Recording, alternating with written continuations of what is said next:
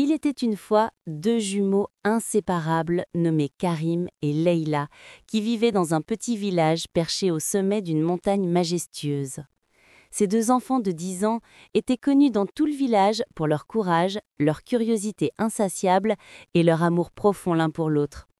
Bien qu'ils soient jumeaux, ils étaient très différents. Karim était audacieux et impulsif, toujours prêt à se lancer dans l'aventure sans réfléchir aux conséquences, tandis que Leïla était réfléchie et prudente, préférant observer et planifier avant d'agir. Mais ensemble, ils formaient une équipe parfaite, chacun compensant les faiblesses de l'autre. Leur village était situé au bord d'une vallée mystérieuse que tous les habitants appelaient la vallée des aigles. Cette vallée profonde et spectaculaire était entourée de falaises vertigineuses où nichaient des centaines d'aigles royaux aux envergures impressionnantes. Les anciens du village racontaient des légendes fascinantes sur cette vallée. Ils disaient qu'au fond se trouvait un lac aux eaux cristallines, possédant des propriétés magiques, capables de guérir n'importe quelle maladie. Mais personne n'osait descendre dans la vallée, car les aigles la protégeaient farouchement et le chemin était réputé dangereux et impraticable. Un jour, leur grand-père bien-aimé tomba gravement malade. Le médecin du village avait essayé tous les remèdes connus, mais rien ne semblait fonctionner. Le vieil homme s'affaiblissait de jour en jour, et les jumeaux voyaient la tristesse grandir dans les yeux de leurs parents. Un soir, alors qu'ils veillaient au chevet de leur grand-père, celui-ci leur raconta dans un murmure l'histoire du lac magique de la vallée des aigles. Il leur expliqua que l'eau de ce lac avait sauvé son propre père autrefois, et que c'était peut-être leur seul espoir. Mais il les supplia de ne pas entreprendre ce voyage dangereux, préférant accepter son destin plutôt que de mettre ses petits-enfants en danger. Cette nuit-là, Karim et Leïla ne purent fermer les yeux. Ils restèrent éveillés dans leur chambre, chuchotant dans l'obscurité. Sans avoir besoin de beaucoup de mots, ils prirent une décision. Ils partiraient à l'aube chercher l'eau magique pour sauver leur grand-père. Ils savaient que leurs parents ne les laisseraient jamais partir, alors ils décidèrent de s'en aller en secret avant le lever du soleil. Ils préparèrent soigneusement leur sac avec de la nourriture, des gourdes vides pour apporter l'eau, des cordes et la vieille carte dessinée à la main que leur grand-père gardait dans un coffre en bois sculpté. Avant l'aube, alors que le village dormait encore paisiblement, les jumeaux se faufilèrent hors de leur maison et se dirigèrent vers le bord de la vallée. Debout au sommet de la falaise, ils contemplèrent l'immensité qui s'étendait devant eux.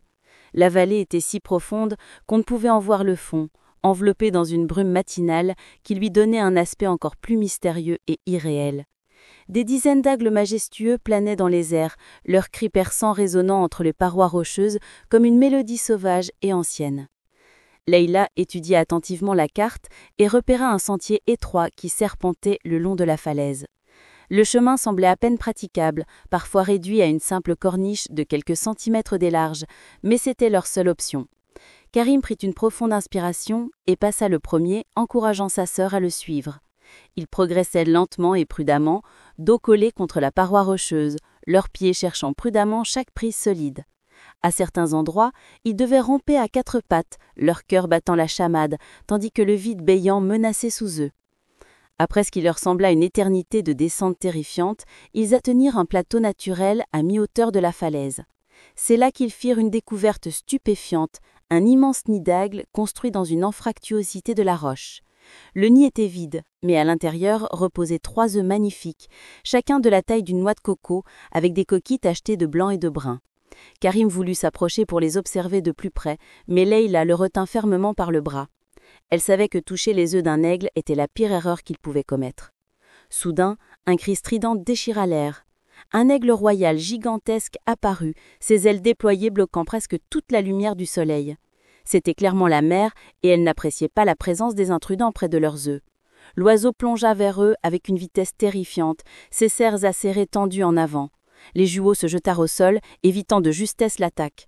L'oiseau remonta dans les airs et se prépara à attaquer à nouveau. Karim chercha désespérément un moyen de se défendre, mais Leïla eut une meilleure idée. Elle se mit à chanter doucement une berceuse que leur grand-mère leur fredonnait quand ils étaient petits, une mélodie apaisante et mélodieuse. Étrangement, miraculeusement, l'aigle ralentit son vol. Il tourna en cercle au-dessus d'eux, semblant écouter la chanson. Leïla continua de chanter, versant toute sa peur, son espoir et son amour dans cette mélodie. L'aigle se posa finalement sur le bord du nid, ses yeux perçants fixés sur la fillette. Pendant un long moment, l'animal et l'enfant se regardèrent, et quelque chose passa entre eux, une compréhension silencieuse qui transcendait les barrières entre les espèces. L'aigle inclina légèrement sa tête, comme pour donner sa permission, puis s'envola majestueusement, laissant les jumeaux continuer leur chemin. Encouragés mais encore tremblants de cette rencontre, Karim et Leïla reprirent leur descente. Le chemin devenait de plus en plus difficile à mesure qu'ils progressaient. Un moment, ils doivent traverser un pont naturel de pierre si étroit qu'ils doivent avancer de côté, le dos collé contre la falaise, tandis que le vent violent menaçait de les faire tomber dans le vide. Karim glissa et faillit tomber, mais Leïla attrapa sa main fermement, utilisant toute sa force pour le ramener en sécurité. Ils restèrent agrippés l'un à l'autre pendant plusieurs minutes, leur cœur battant à l'unisson, réalisant à quel point ils avaient besoin l'un de l'autre.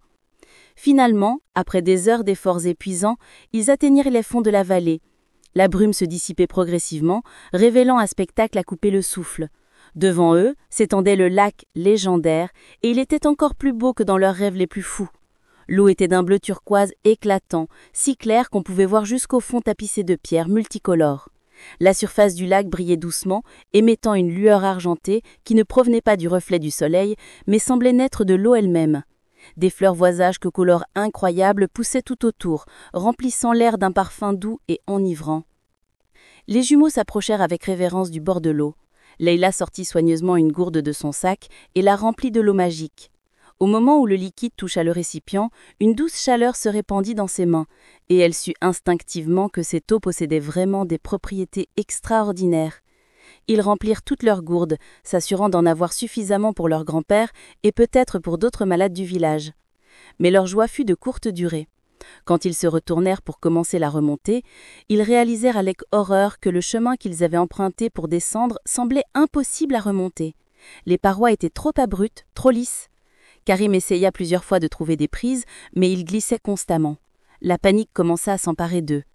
Avaient-ils réussi leur quête seulement pour se retrouver piégés dans cette vallée magnifique mais isolée? C'est alors qu'une ombre massive passa au-dessus d'eux.